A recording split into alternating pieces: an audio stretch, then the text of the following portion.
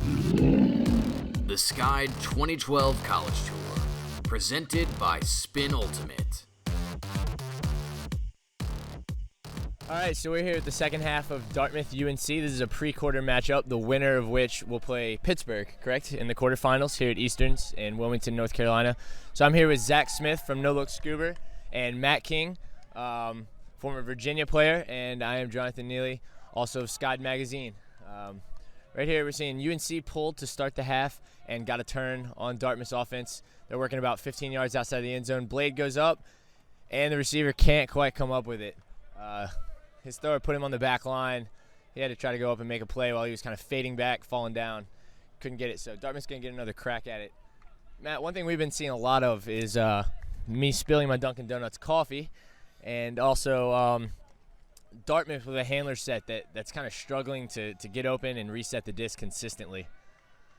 What are you seeing from Dartmouth's cuts that are also adding to part of the problem for their offense? Dartmouth's offense runs a lot of horizontal cuts from one side of the field to the other, and they're really struggling to get open against UNC's forced middle marks coming from one side and to the other. They're taking it away. UNC is with their marks. They do a good job pressuring the highs, and Dartmouth's handler sets just aren't doing a good job resetting. Yeah. UNC's been able to get turns very easily all game. Yeah, things have looked kind of sloppy for both teams, to be honest. With Dartmouth, it's cuts that are coming directly at the handlers without much of an angle to throw to, and then a handler set that just can't reset the disc consistently. UNC has been a little bit all over the board. They've had some drops that haven't looked good, and also just people that aren't pushing up field quickly enough. Big huck from Dartmouth right outside the end zone. And right now we've got Spencer Diamond catching the goal for UNC. Luckily he was able to find space, but for Dartmouth, I'm sorry. You had three Dartmouth cutters just sort of running around horizontally and haphazardly in the end zone all tournament long. We've not seen too many teams that have a very disciplined and committed end zone offense, and it's sort of like if your guy gets open, you'll throw it, and if he doesn't, or if he's open by a hair, you're going to try to force it into that window, and we've seen a lot of low percentages on end zone conversion rates. That swing gets off to Dan Rosengard in the center of the field. He throws a couple fakes, gets some space. Spencer Diamond's able to break free and get open for the goal, for the 8-7 goal. And compared to what we saw of Dartmouth in the first half, that looks a little more clean for that red zone offense that we saw. Well, it helped that a big huck went up, and that was nearly a full field huck, so there were only 4 Dartmouth players downfield, so they had fewer people in that area to clog space up. On the right side of the field, you see wearing a camo hat and kind of like an Argyle sweater is Lee Farnsworth, who was the Pres Day MVP for Dartmouth. He looks like he's injured and out for this game. A big loss for Dartmouth, especially not having the greatest first day at this Easterns tournament. Remind us, how'd they do yesterday? I believe they took third in their pool, losing to Central Florida and UNC Wilmington. But San Diego State went 0-4, so they were able to take a place in this pre-quarters game and try to earn their region a second bid with some good play. You're going to see a host stack with UNC. See, so Thomas Simon-McCord came in from the top of the screen, and he usually likes to run that sweeping cut underneath. He had someone clogging him and had to kind of stutter step and not really get that in a power position or with a clean downfield look. You see UNC working. Dartmouth started off with a force middle, and now they've kind of changed to a flick force. We see Ian Angler on defense right now on Thomas McCord, who has the disc, and that's a pretty good matchup downfield as Spencer Diamond's able to force that turnover. Spencer Diamond has stood out a lot for Dartmouth. He's played nearly every point. And early in the game, I was concerned. He looked gassed at 0.5, not because he looks like he's not in shape, but just he was having to do so much work, and you worry that one guy has to do that much early in a game, but he's holding up well. Here's Diamond right now with the disc. No, Diamond's now making a deep cut. The thing about Diamond is Centex last weekend was his first tournament back. He was studying abroad, and regardless of how in shape he is, inserting a player that late into your season, that could be attributing to why Dartmouth is struggling after winning Pres Day and doing well at Queen City tune-up. Yeah, there's definitely an adjustment period anytime somebody's out and then comes back. And they are kind of expecting to play their same role. This huck's going to float. Good positioning. Yeah. Good positioning by Sam McCord on Ian Angler.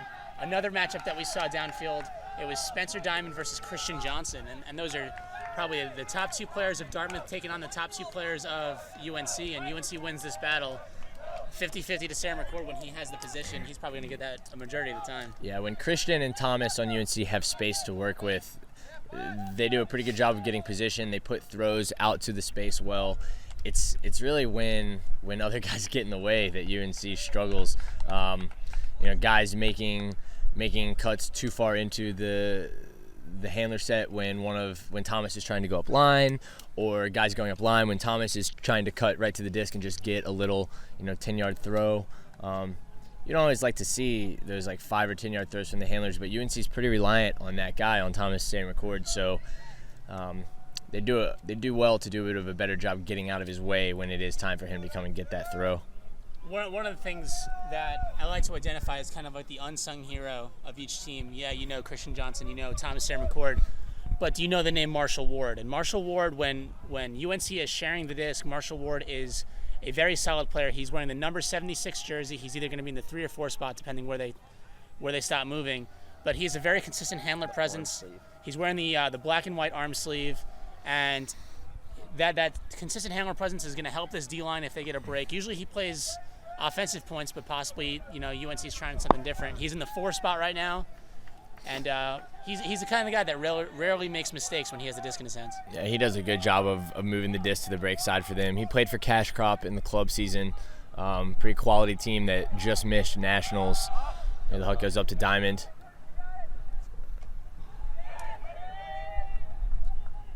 Good call by Mitch Dangler there. There's that little force in. I mean, it works, but you certainly didn't see Dartmouth scrambling to set up a clean end zone offense.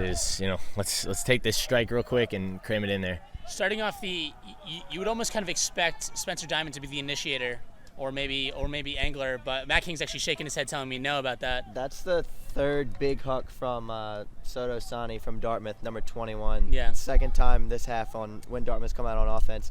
He just initiates their offense, makes a cut to the flick side, throws a big flick huck to a guy cutting deep, and UNC, I guess, isn't really noticing that he's got a big flick huck, and he's used it three times this game.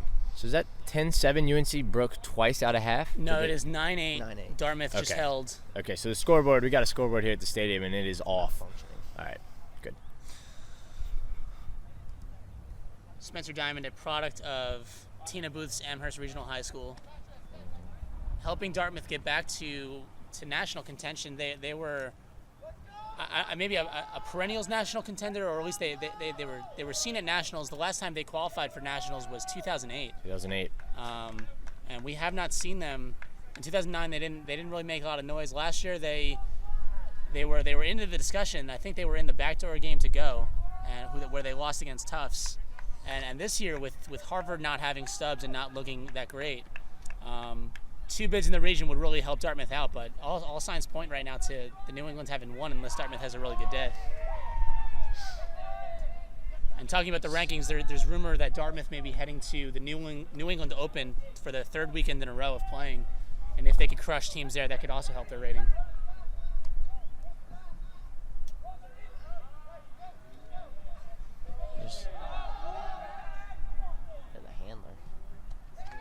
Yeah, that is a handler going deep. Another assist by Christian Johnson. Spin pull from number 22, John Nethercutt. There's Angler with the disc. UNC comes zone.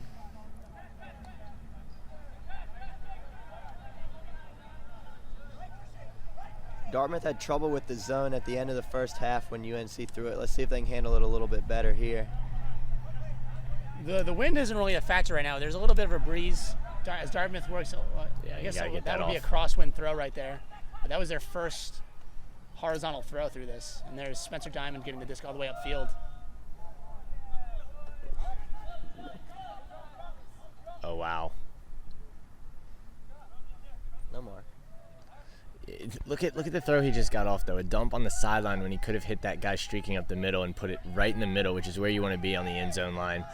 I think that's a bad decision by the Dartmouth player not to get rid of that. That's a good one, though. That'll work out. all comes out in the wash, I suppose. Yeah, Dan Harris throwing that throw to space for Dartmouth. But it was number 4, Dan Rosengard, who caught that deep shot with Sam McCord out of position. And you're right. He had the option to try to throw that goal with his left hand, but he also had the ability to swing it to the center of the field. And if not for that inside break throw through the cup, Dartmouth was almost in a really bad situation. Yeah, you just like to see teams take the easy option, what's going to set them up for the most, probability of success. The person running the scoreboard is confused as to who's in the lead, it seems like. Yeah. Their scoreboard shows 11-8. It's actually 10-9 with Dartmouth holding right now. And compared to Eastern's last year, the weather here, the wind picked up towards the end of yesterday, but nowhere near as powerful as it was last year. All three of us were there. Me and Neely were watching. Matt King was playing, and the wind wasn't even close to how intense it was last year. Last year was miserable. I remember, Matt, I'm sure you remember playing, but you guys versus Colorado, the weather there, it was incredible. Yeah. When you were going upwind last year, you just had to throw as far as you could and then hope the other team turned it over quickly if you were going to score in the upwind goal. Bad Low pull, yeah. Diamond's still playing. I've not seen him take a break this half. Now here's my question to you, Neely. Zone. If Dartmouth's able to come out of this alive and beat UNC, with Diamond playing so many points, do you think it's just going to be they're not going to really be able to? It's only pre-quarters. Yeah, I don't know anything about him really as a player or a person.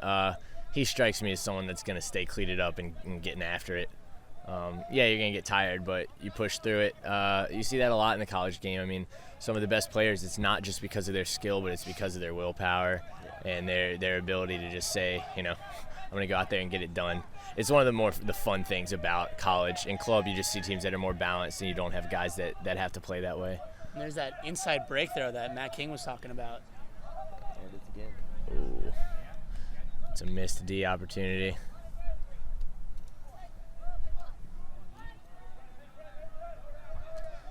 You saw right there, if you rewind the video, UNC's done a little bit of a better job against when the dump is on the force side. You saw him just he was at a trot, but drove his man up into the upfield space just a little bit and then cut back hard for it. And Dartmouth has struggled to do that if you watch this game.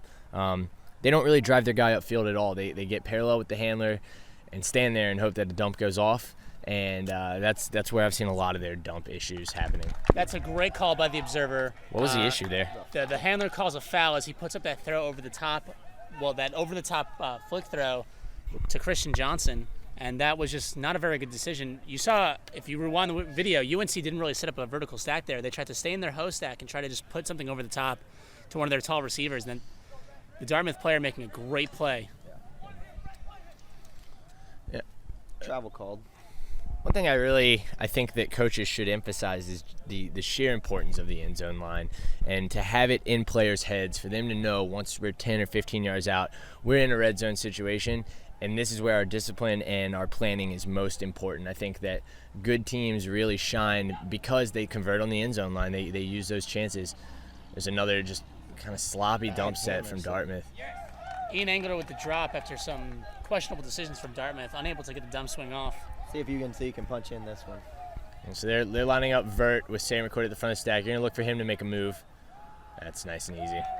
It's a nice break throw to space, and one of the first break throws that we saw for the backhand for North Carolina. 1 for 1 on that point. As North Carolina holds, and that's 11-9 UNC. I think that's partly UNC's style. They've not had a super strong offensive playmaker since Rusty and Goldsmith graduated 2 years ago, but they're able to scheme defensively to where they're going to make you throw a lot of throws and hopefully make you make a lot of mistakes. So they cover up their lack of smoothness on the offensive end by, I think, game planning well defensively.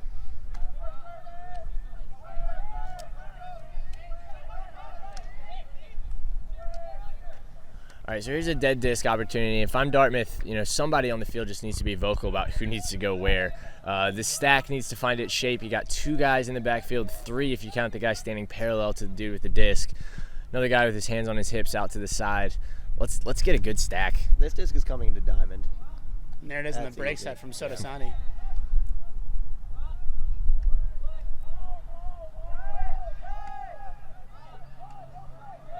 That's actually a good swing pass from Dartmouth, one of the few this game. A good throw to space from Sotosani, I like that throw. creating space in the break side. And then they try to stuff it in. Forced throw on the end zone line. And what I saw was some solid faking when the first throw went off to Diamond. Diamond fakes that inside force, which you have to pay attention to because Dartmouth has been forcing in, and he creates space for Sotosani on the break side. And the two of them playing very smart that point. And then that handler looks like number 11, not really making the best decision on the line. So When Dartmouth really needs that break. Dartmouth, Or hold, excuse me. Dartmouth 3-man cup here. They're loose 3-3-1. And now they're off to the races.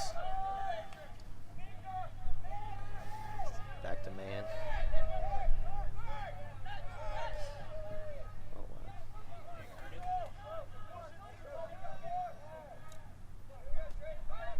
Is that IO throw? That's Marshall Ward doing the little throw and go there. And his dump is Curtis Bowman, or Bowman, not Yeah, wearing block. the jersey on his back, the number on his back. Hand block there from number 12 for Dartmouth. Getting Dan it Harris. back.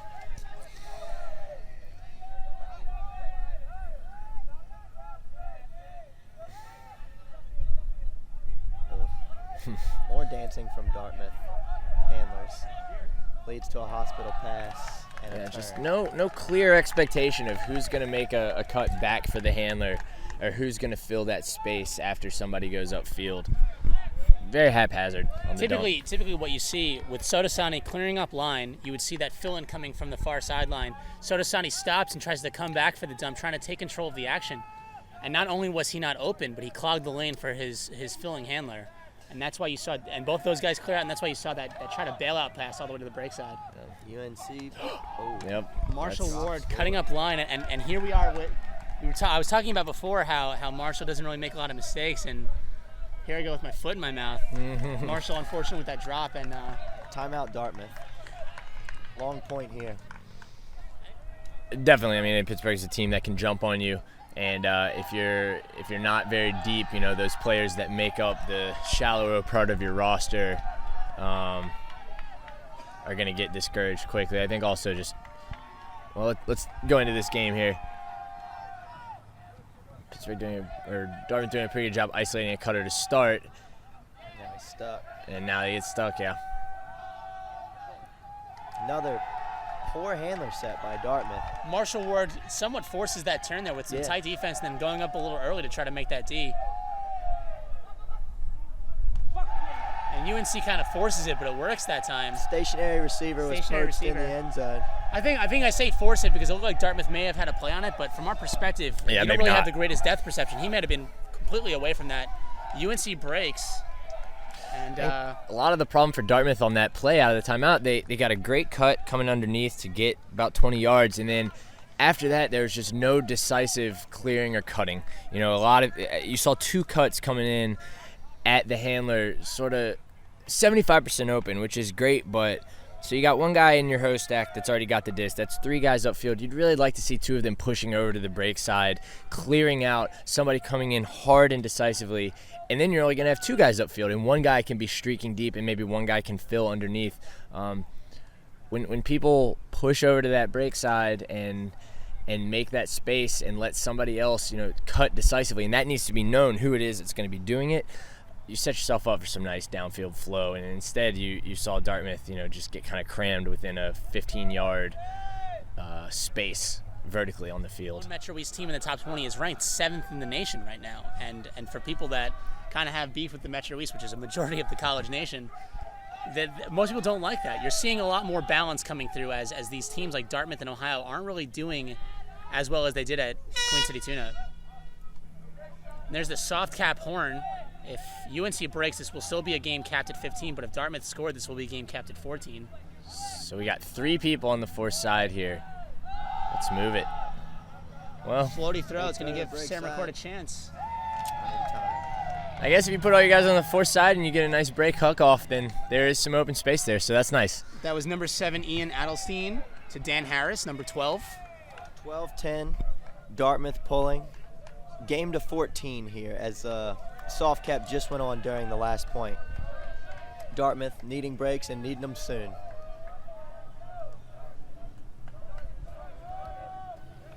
It's Ward again fielding the disc. Sam McCord not on this point. Hey, Just got to be deep last point. who's the guy Taking with the a gray point shirt and the black hat? He doesn't have a jersey? He's a handler? Big throw, Max, thank you. Max Shepard, thank you. easy score. Nice throw from, is that John? Is that Thomas? That was Christian. Christian Yeah, Thomas. Zach and I had actually turned around at that point. So Christian Johnson with a big throw into the end zone, bring it to 13-10. 13-10 UNC. Break here, they win the game. All right, so here's the pull. Another big flick pull. Great No football. Sam McCord on this line, no Christian Johnson. So Denardis going with a line that, it's not the standouts for UNC. Seeing if they can get it done. I like it. An interesting choice, deciding to field that pull. That pull would have definitely gone out of bounds. And now Here it is. Dartmouth, in a tight situation, Spencer Diamond kind of bailing them out there. But they would have been able to set up a field in the break position, and they would have been able to set up a play, possibly isolating Sotosani and then trying to hit Spencer Diamond deep. Yeah, UNC hasn't had an out-of-bounds pull this game, so we've not seen Dartmouth from the brick. Sotosani's actually on the sideline.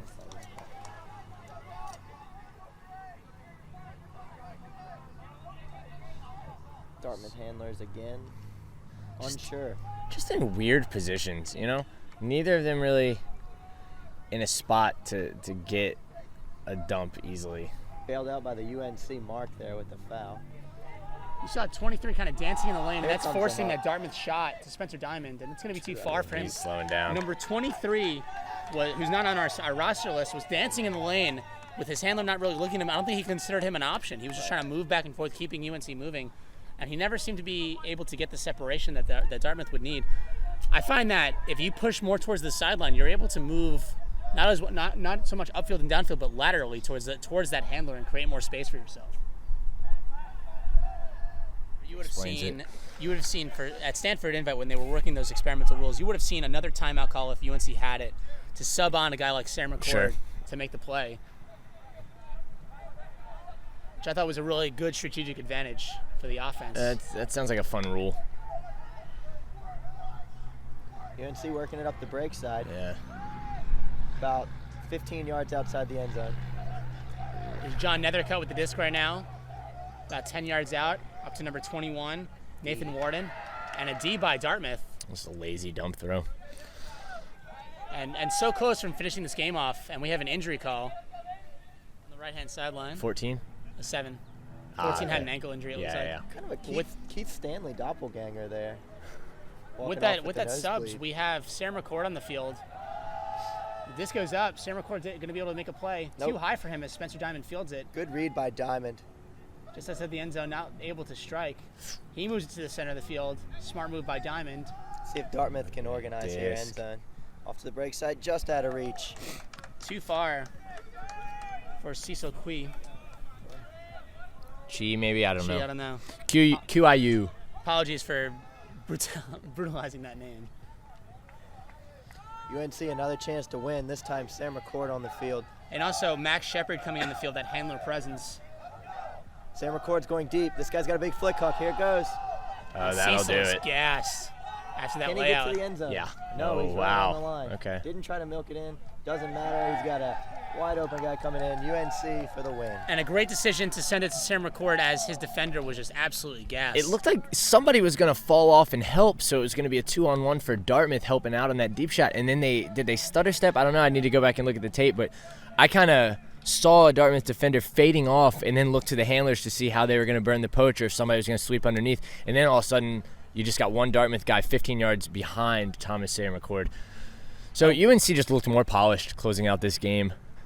And now they have 35 minutes to prepare for Pittsburgh, prepare for that quarterfinals matchup, which should be very, very exciting. Both these teams, very athletic, very fiery, should make for a very exciting quarterfinals matchup at 11 o'clock. We thank you for tuning in. This has been Zach Smith and John Neely with Sky Magazine, along with Matt King of Virginia Night Train. We thank you for tuning in for this coverage of College Easterns, part of Sky 2012 College Tour, presented by Spin Ultimate. All right, see you next round.